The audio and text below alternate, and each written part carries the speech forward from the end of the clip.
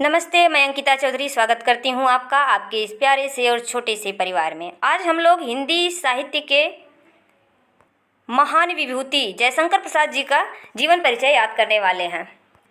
मैं ये बात गारंटी के साथ कह सकती हूँ कि अगर आज आपने इस वीडियो को स्टार्टिंग से लास्ट तक देख लिया तो इनकी रचनाओं को आप कभी भूल नहीं सकते हैं, क्योंकि इस तरह से रचनाओं को बताया गया है, इस तरह से रचनाओं को समझाया गया है, याद कराया गया है कि भूलना नामुमकिन है।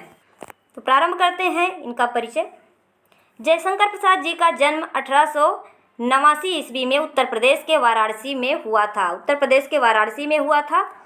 प्रसाद जी सुंघनी साहू परिवार से संबंध रखते थे। सुंघनी, यहाँ घा है, सुंघनी साहू परिवार से संबंध रखते थे।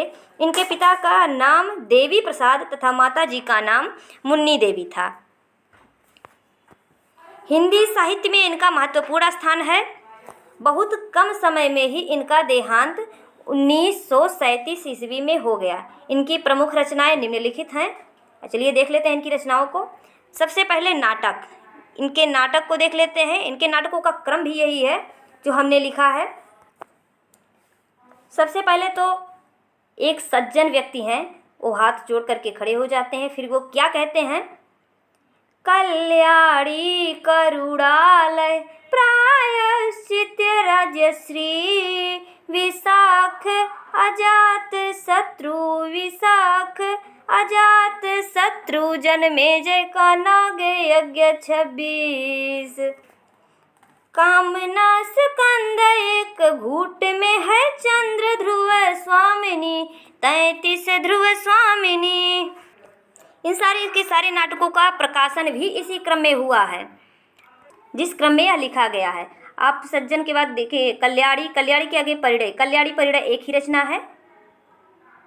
यहाँ जन्मेजय का नाग यज्ञ 26 जो 26 कहा गया तो ये 1926 में प्रकाशित हुआ था, इसीलिए इसे हम बीच में 26 कह कर के एक सुर में पिरोने की कोशिश किया है हमने। और यहाँ ध्रुव स्वामिनी के बाद जो 33 कहा है हमने तो 1933 इसका प्रकाशन वर्ष है। जैसे यहाँ कामना के बाद स्कंद केवल कहा है तो स्कंदगुप्त, और यहाँ चंद्र का है तो चंद्रगुप्त। आप ये दो शब्द जोड़ लीजिएगा, स्कंदगुप्त और चंद्रगुप्त। चलिए एक बार फिर से एक लय में गा कर देखते हैं, याद करते हैं। सज्जन क्या कहेंगे? कल्याणी करुणालय प्रायश्चित राजश्री विशाख अजात शत्रु जन्मेजय का नाग यज्ञ 26 कामना स्कंद एक घूट में है चंद्र ध्रुव स्वामिनी 33 ध्रुव स्वामिनी। अब इनके कहानी संग्रह को याद करते हैं। इनके कहानी संग्रह कौन कौन से हैं? 5 कहानी संग्रह हैं। छाया, प्रतिध्वनि, आकाशदीप, आंधी और इंद्रजाल। तो कहानी संग्रह का तात्पर्य आप समझ रहे हैं? कहानी संग्रह मतलब कई कहानियों को एक में कंपाइल कर दिया गया, एक में जोड़ दिया गया है। जैसे 2-4 कहानियाँ लिख करके एक ही, जैसे छाया में 2-4 कहानियाँ और हैं, उसी को एक में समाहित कर दिया गया, उसे ही कहानी संग्रह कहा जाता है। तो इसे कैसे याद करेंगे? छाया में प्रतिध्वनि, आकाश में आंधी। आंधी कहाँ आती है? आकाश में ही आती है। छाया में प्रतिध्वनि, आकाश में आंधी, जब जाल लिए इंद्र जी।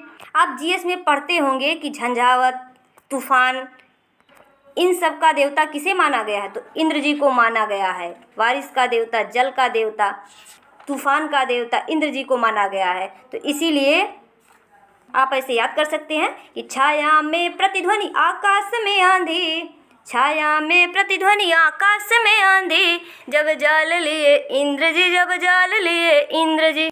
इनकी अगली रचना है उपन्यास। उपन्यास इन्होंने 3 लिखा है, कंकाल, तितली और इरावती। कौन कौन से उपन्यास हैं? कंकाल, तितली और इरावती। यह बहुत ही महत्वपूर्ण है क्योंकि ये तीनों पूछा जाता है कि कंकाल किसकी रचना है या कंकाल किस विधा की रचना है। तो आप कंकाल बता सकते हैं कि उपन्यास है। कंकाल, तितली, इरावती ये तीनों उपन्यास है, बहुत ही महत्वपूर्ण है। अब इनकी अगली विधा है काव्य। काव्य अर्थात कविता। तो काव्य क्या क्या है? झरना, आंसू, लहर, कामायनी, प्रेम पथिक, चित्राधार, कानन कुसुम, वन मिलन, प्रेमराज, ये सभी भी अन्य रचनाएं हैं, लेकिन ये जो महत्वपूर्ण हैं उन्हीं रचनाओं को हमने इसमें शामिल किया है। अच्छा, यहाँ कहानी संग्रह को हमने देखा है। अब कुछ कहानियों के नाम भी हम बता दे रहे हैं। जैसे हो गया मधुआ, पुरस्कार, गुंडा, ग्राम, देवदासी, देवरथ आदि इनकी कहानियाँ हैं। जयशंकर प्रसाद जी छायावाद से संबंध रखते हैं। ये छायावादी कवि हैं, लेखक हैं। देखिए यहाँ आगे मेंशन भी कर दिया गया है कि प्रसाद जी यानी जयशंकर प्रसाद जी छायावादी कवि हैं। इनका उपनाम कलाधर तथा झारखंडी है। उपनाम पूछ लेता है कि उपनाम इनका जयशंकर प्रसाद जी का उपनाम क्या है, तो कलाधर और झारखंडी है। कलाधर और झारखंडी इनके उपनाम हैं। आज हमने इनकी रचनाओं को इतने आसान तरीके से सीखा जो शायद कभी भूले ना। जैसे नाटक, सारे नाटकों को हमने देख लिया, कहानी संग्रह, उपन्यास और काव्य को भी हमने देख लिया है। तो डेली की तरह आज के प्रश्न को हम पूछ लेते हैं कि आज का हमारा प्रश्न होगा, जयशंकर प्रसाद जी के 2 नाटकों के नाम आप बताइए। जयशंकर प्रसाद जी के 2 नाटकों के नाम आप कमेंट बॉक्स में ज़रूर बताइएगा। इसी तरह से संगीतबद्ध तरीके से या आसान वे में रचनाओं को याद करने के लिए और भी बेहतरीन कंटेंट प्राप्त करने के आप चैनल को सब्सक्राइब कर लीजिएगा और कंटेंट पसंद आया हो तो लाइक ज़रूर करिएगा। आज के लिए बस इतना ही। तब तक के लिए नमस्ते, बाय बाय, थैंक यू।